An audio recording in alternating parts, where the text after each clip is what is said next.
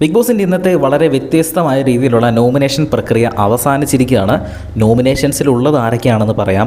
സാബുമാൻ, നൂറ, നെവിൻ, ആര്യൻ, അനുമോൾ, അനീഷ്, അക്ബർ 7 പേരാണ് നോമിനേഷൻ ലിസ്റ്റിലുള്ളത്. 2 പേര് ഒഴിവായി. അനീഷിനും അക്ബറിനും 3 വോട്ടുകൾ വീതം ലഭിച്ചു. ഏറ്റവും കൂടുതൽ വോട്ടുകൾ ലഭിച്ചത് അവർക്കാണ്.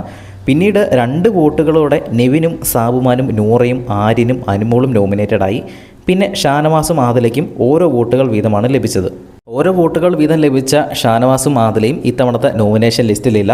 7 പേരാണ് നോമിനേഷൻ ലിസ്റ്റിലുള്ളത്. ഈ ഒരു നോമിനേഷൻ ലിസ്റ്റിൽ എനിക്ക് തോന്നുന്നു ഏറ്റവും കുറവ് വോട്ടുകൾ അൺഒഫീഷ്യൽ വോട്ടുകൾ പ്രകാരം ലഭിക്കാൻ പോകുന്നത് നെവിനും സാബുമാനും അക്ബറിനുമായിരിക്കാം. അപ്പോൾ ഇവരിൽ 3 പേരിൽ ഒരാൾ പോകാനുള്ള സാധ്യത വളരെ കൂടുതലാണ്.